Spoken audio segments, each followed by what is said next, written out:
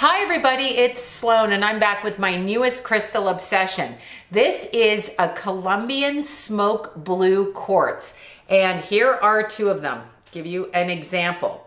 This quartz is amazing. This is a baby one, this is a bigger one.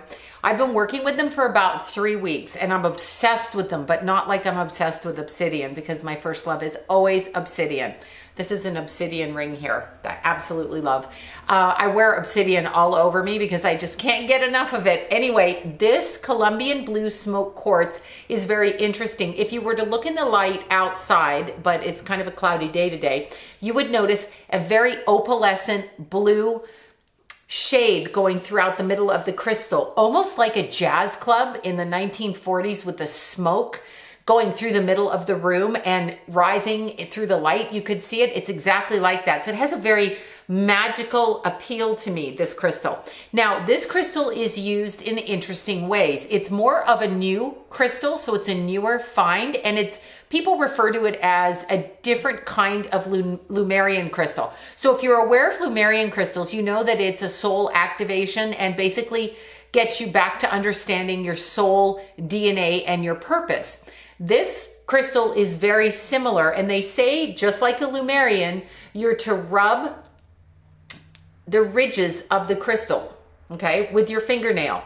I don't like to use my fingernail because I have this weird thing. I believe that my fingernails are dead when they grow out of the body, and so I like to touch the ridges with my actual skin because it's still alive and breathing, at least at this point.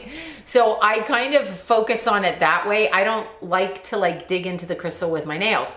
Anyhow, you can activate the crystal, but when you're meditating with it, you kind of hold it like this, and these are crystal points, and look at the beautiful coloring around this crystal. What you do with these crystals when you're meditating is you focus on all of your connections. This is a crystal of connections. So a lot of the connections we have in life, whether it be our work connections, our family connections, our romantic connections, business connections, it doesn't really matter what the connections are.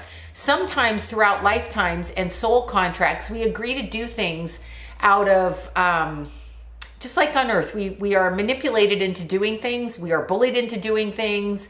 We are shamed into doing things. And this crystal will unblock that. This crystal goes up into the Akashic records when you meditate with it, opens up your records for you so that you can see if these relationships that you have in your life, regardless of whom they're with, could be parent-child, child-parent, relationship, lover, husband, mother, cousin, brother, son, it does not matter.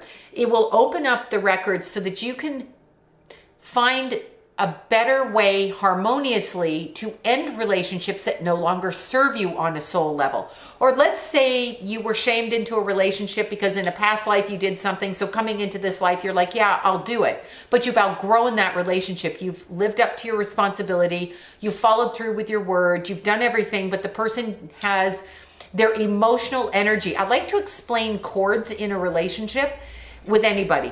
It's when we feel pulled to do something for another person and it's not necessarily what we want to do. It sounds kind of weird, but it's not of our own heart. It's kind of like we're doing it because we feel obligated. Sometimes there's relationship cords attached to that.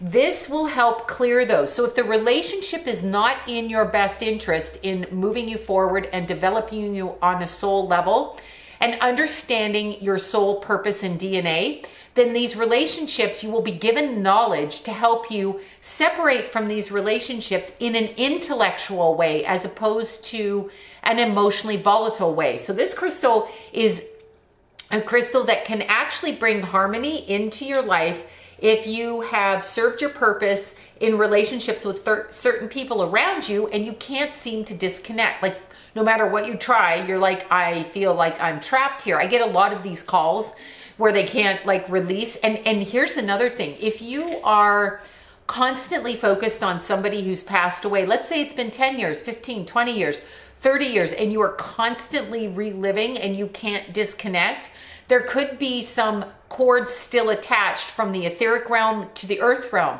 So this crystal will help disconnect. So what you do is you meditate with this crystal. You ask them to show you your path, because remember, crystals are living energy and they're vibrationally opening us in different areas of our life. This one is very much like Lumerian. It kind of gives you a glimpse intellectually into knowing the direction of your soul. So that is always helpful so that you can be very clear without connecting an emotional reaction to it, which is a problem with a lot of people. We connect and react on an emotional level because we have and are invested in an idea about how our life should go. This crystal will actually unlock the way that your life should go so that on a subconscious level, you understand the direction you're supposed to be going in. Now, having said that, people have always asked me, when you bring home a new crystal, how do you acclimate it to your body energy? I used to bring home my crystals, and if they were safe to go in water, I would bath them in water. I usually take them into my bath with me, so the crystals see me naked. Anyway, I would usually take them into the bath or shower with me, or put them in a bucket of nice, hot, warm water. I wouldn't burn them and I wouldn't freeze them. Unless it's really hot outside, then it's cool water, but that's besides the point. And I would put a little bit of rock salt in with them. I don't use salt as much as I used to. I used to be a salt fanatic. I used to throw salt everywhere and keep that negative energy out. What I do now in order to harmonize the crystals with me is, of course, I will put them in the dirt during a full or new moon. I will sage them. I will put them on amethyst. Remember, amethyst and selenite are chargers of other crystals, so they can release the negative energy. Most crystals that you bring home at first will have the energy of wherever they have been. So you must always clean your crystals. Kind of like when you buy something in a store, you probably should wash it because people have been trying it on, most likely. So these crystals I bring them home, and in order to acclimate them into my body energy, there's one place where I sweat all the time and my chakras are really open, and that's in my shoes because of the bottoms of my feet. Also, another reason that I don't walk barefoot anywhere, besides the fact that it hurts your feet, or you could injure them, is because I can pick up the vibration on the cement of everything that's going around or on the ground. So what I do is I put my crystals into my shoes the first night that they come home after I've given them a little bath so that they can absorb my energy. The other thing I do is I can put them into one of my socks or something that I sleep in, let's say my pillowcase, and I will tuck them in the corner if they're not particularly huge. These guys aren't. And I'll put them just in the corner of my pillow so that they can absorb with me who I am and what needs to happen. These crystals are extremely intuitive. They will point you in the direction of relationships you need to move forward in your life, and those that are no longer suitable for your path will be removed because you will be able to intellectually understand it. Sometimes I hear people say things like, I can't get out of this relationship because, and they will give me a list of things, which are all very valid, but not necessarily helpful, because a lot of times we are told even before we come into this life that we have to make certain connections, and we agree to it. And I haven't quite figured out why, but I am going to meditate on this. So again, this is a Columbian Smoke Blue Quartz, and it's beautiful. I have 2 left if anybody cares, but these are them, and they are so lovely. I'm going to have to take a picture in the light so you can see them. And once again, my name is Sloan from SloanBella.com.